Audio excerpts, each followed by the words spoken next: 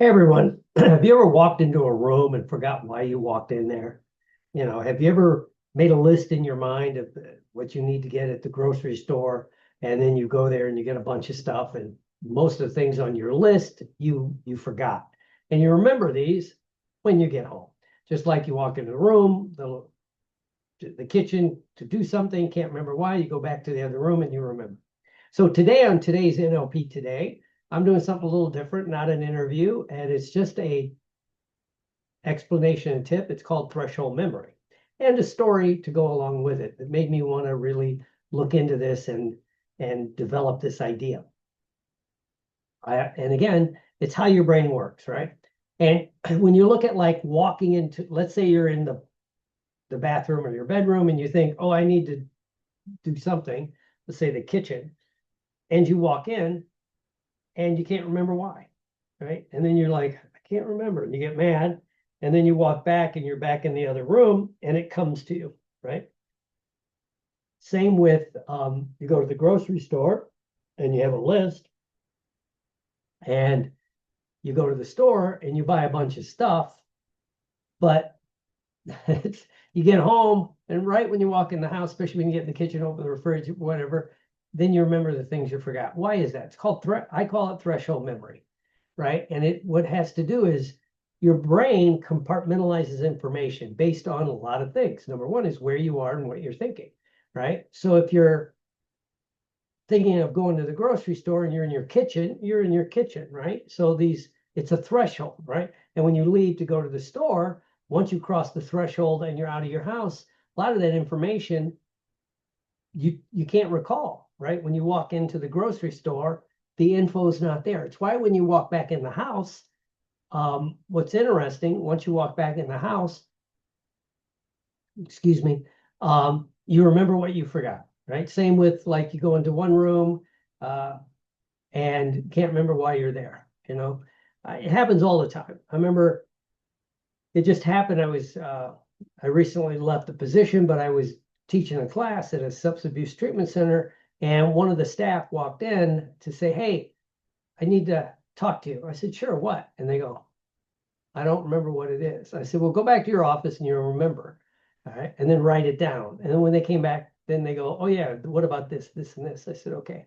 So, I mean, it happens all the time, right? And here's how I really started to think about it. I've kind of heard this idea, but it didn't make sense to me until I was several years ago when I started thinking about this and studying neurology, with the mind stuff we know now, how your brain actually works with, MRIs and brain scans and stuff like that.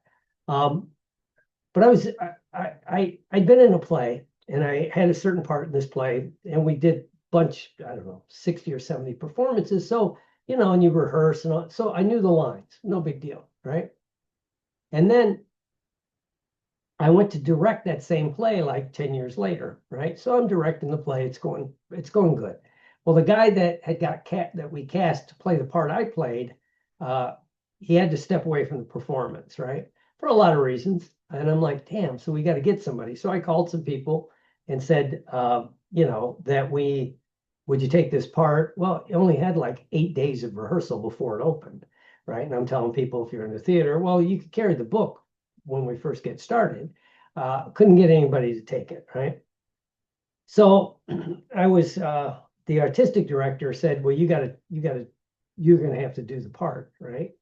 And I'm like, and they go, well, it shouldn't be any problem. You did the part before. I go, that was a long time ago, right? But you already know the lines, right? And a lot of this is where you hear actors, they'll be somewhere and somebody will say a line from a movie or TV show, sometimes a play, and the person doesn't really remember it, Well, and that's what happened to me. So I start, doing the part and had someone else help direct. And so I'm having a heck of a time learning the lines. And then I thought about this concept and I said, I went to the cast because I was still directed. Said, we're going to make some changes on the set. We're removing this over here, moving this here. And basically everything will be, they were experienced actors. Everything will be the same. Just, you might cross from the other side, things like that. And they're like, okay. And we changed a little bit of the set. So it was almost like exactly like the set I was on when I did the part. And then suddenly what happened, once I got on there and everything's the same, it was like walking back into the threshold, and I remembered all the lines, pretty much all the lines, right?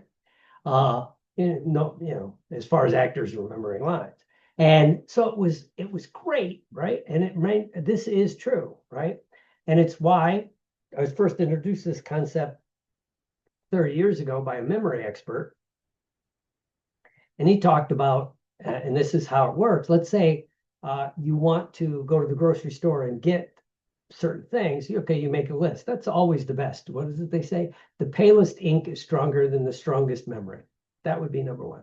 But the other thing you can do is if you go to the store, and most of us go to the same store or one or two stores, you kind of know where everything is. That's why it's so frustrating when they move all the products. And it goes, okay, so imagine you got to go into you're walking in the store, the eggs are in the back to the left, the milk's right across from that,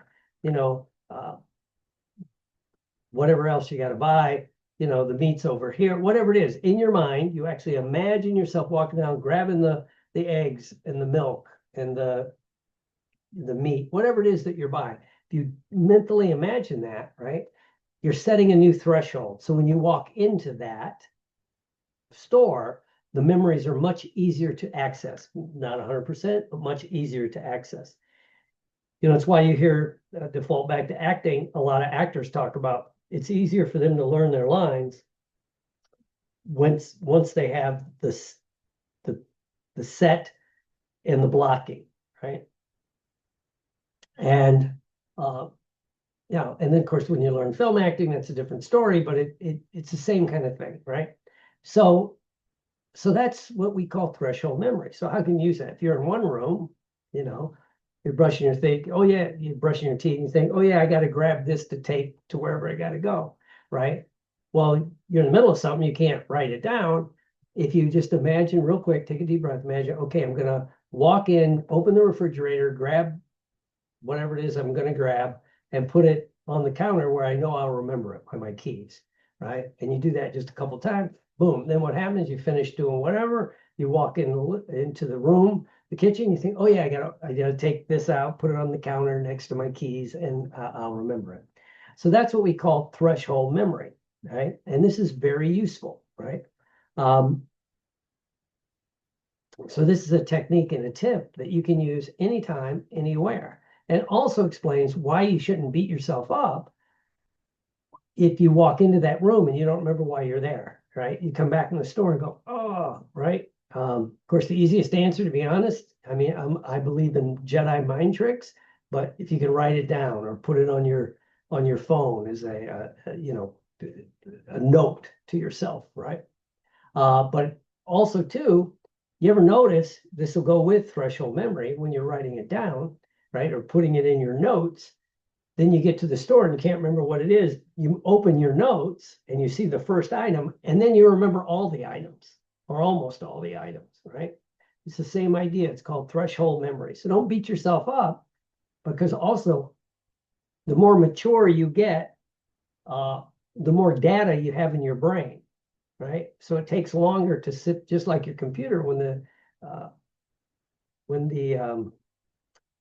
the hard drive's full, it takes a while, like, to do a search, and that's what happens, right? So people beat themselves up about trying to remember a name. Well, first of all, you got to go into the threshold. Where was this person, right? If I'm trying to remember somebody from a show, I need to think about the show, or this, when I was taking karate, the karate. Because if not, you're just you have all this data in your head you're trying to sort through that doesn't give any location device in your head. So anyway, that's just the thing called threshold memory. If you have any questions, you could shoot me a comment at on the contact page of hortonpsychology.com.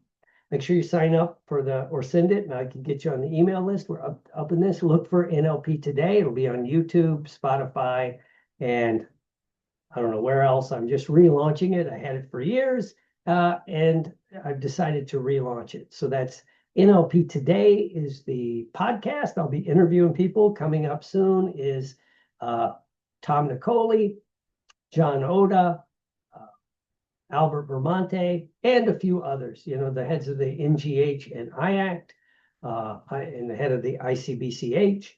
I'll be interviewing them. And we're keeping it short, no more than 30 minutes, just to the point and things like that. So if you have any questions, feel free to reach out, and I shall talk to you soon.